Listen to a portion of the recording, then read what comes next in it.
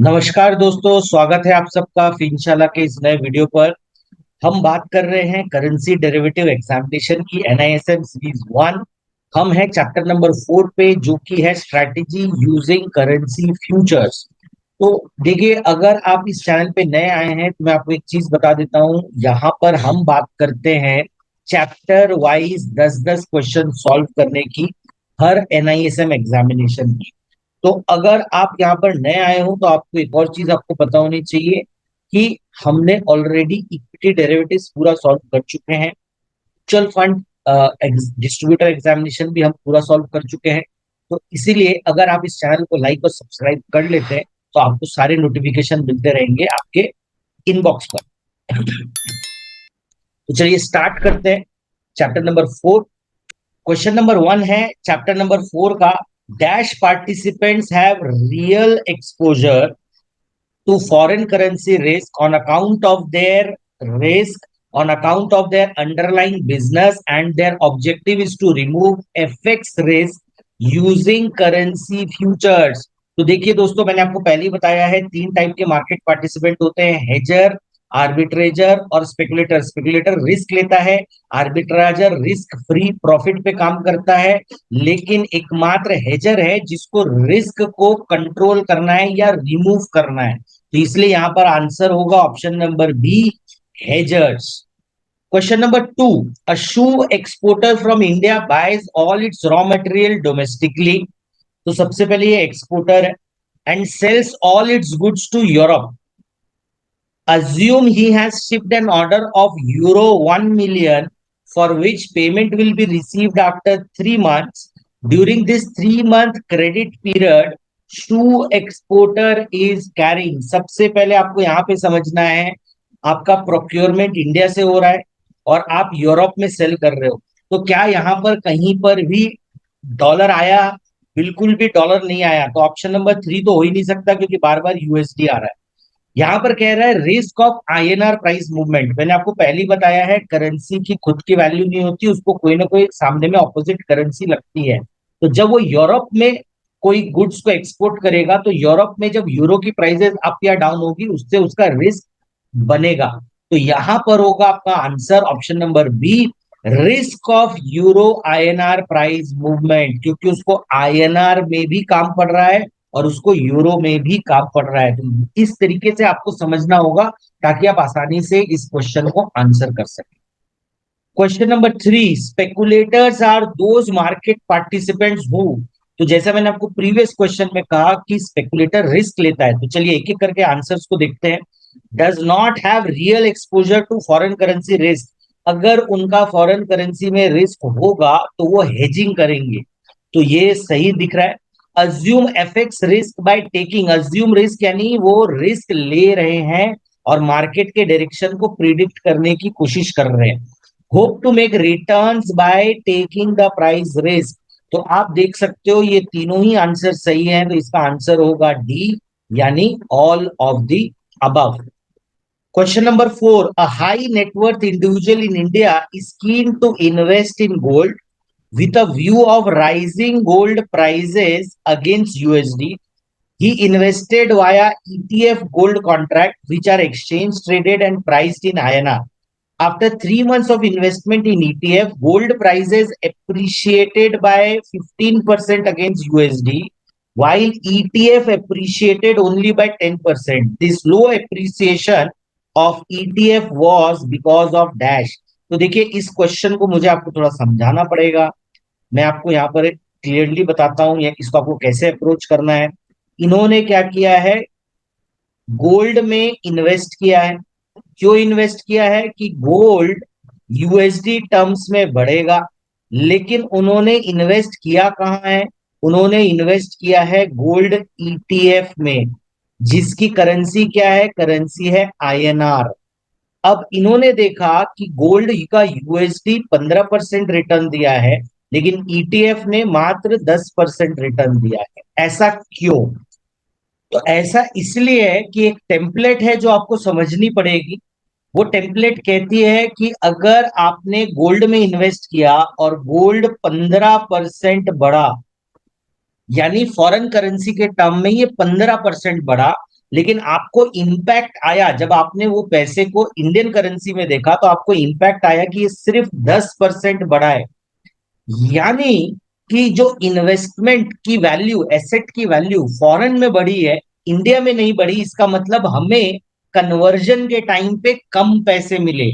तो कन्वर्जन के टाइम पे आपको कम पैसे कब मिलेंगे?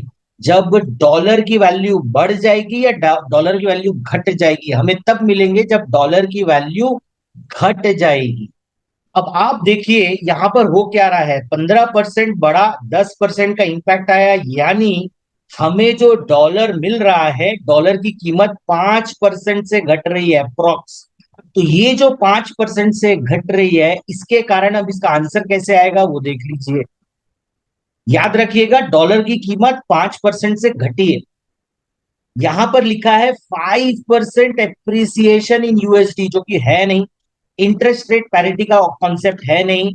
आर्बिट्राज की अपॉर्चुनिटी है, ये भी नहीं है। जो मैंने कहा था कि अगर डॉलर की कीमत 5% घटी है, तो आईएनआर की कीमत क्या होगी? वो ऑटोमेटिकली 5% बढ़ेगी। तो इसलिए इसका आंसर होगा option number B, 5% appreciation in INR against USD in last 3 months. देखिए ये जो मैंने आपको बहुत आसानी से बताया, ये एक बहुत ही इंपॉर्टेंट ट्रिक है। क्यों इंपॉर्टेंट है? क्योंकि जितने न्यूमेरिकल क्वेश्चंस आते हैं, बड़े बड़े आते हैं, 5 लाइन 6 लाइन 7 लाइन के क्वेश्चंस आते हैं, आप उन्हें बड़ी ही आसानी से with in half a minute solve कर सकते हो। लेकिन आपको ये सब ट्रिक आनी चाहिए, और ये ट्रिक को आपको पूरा समझना भी पड़ेगा। तो जब मैं अपने पेड कोर्सेज करता हूं, तो मुझे वहां पर ये सारी चीजें मैं सबसे पहले आपको एक्सप्लेन करता हूं, ताकि आप इस एग्जामिनेशन को एक बार में क्लियर कर सकें। अब आते हैं क्वेश्चन नंबर 5 में। When an HNI in India is keen to invest in gold via ETF, he is faced with। तो ये पिछले क्वेश्चन से ही जुड़ा हुआ है। तो पिछले क्वेश्चन में आपने क्या देखा था कि अगर आपने गोल्ड ईटीएफ में इन्वेस्ट किया, वो तो आईएनआर में है, और गोल्ड की प्राइसेस किसके ऊपर डिपेंड करती हैं? डॉलर टर्म पे डिपेंड करती है। तो ऑटोमेटिकली किसका रिस्क आ जाता है? यूएसडी आईएनआर का रिस्क आ जाता है। तो USD INR risk in ETF बिल्कुल है। गोल्ड रिलेटेड रिस्क, अगर गोल्ड की प्राइस डॉलर में बढ़ेगी कब? जब गोल्ड की डिमांड एंड सप्लाई में कोई चेंजेस होगा। तो गोल्ड के रिलेटेड रिस्क भी है, और USD INR risk, both A and B, option number D. तो चलिए अब हम आते हैं सिक्स्थ क्वेश्चन पे। सिक्स्थ क्वेश्चन कह रहा है spread refers to a difference in prices of two futures contract and this spread movement is based on dash factors। तो इसको अगर आपको समझना है तो ऐसे समझिए कि अगर मैं कहता हूं यूएसडी आईएनआर का रेट जनवरी का चल रहा है 82.50, और फरवरी का चल रहा है 82.80, तो ये दोनों के बीच में स्प्रेड कितना हुआ? इन दोनों के बीच में स्प्रेड हुआ 0.30 रुपीज का। तो अब ये स्प्रेड या तो कम हो सकता है या तो बढ़ सकता है। वो कब होगा? इंटरेस्ट रेट डिफरेंशियल के कारण हो सकता है, बिल्कुल, क्योंकि जो करेंसी की प्राइसेस है वो इंटरेस्ट रेट डिफरेंशियल से बिल्कुल इंपैक्ट करती है।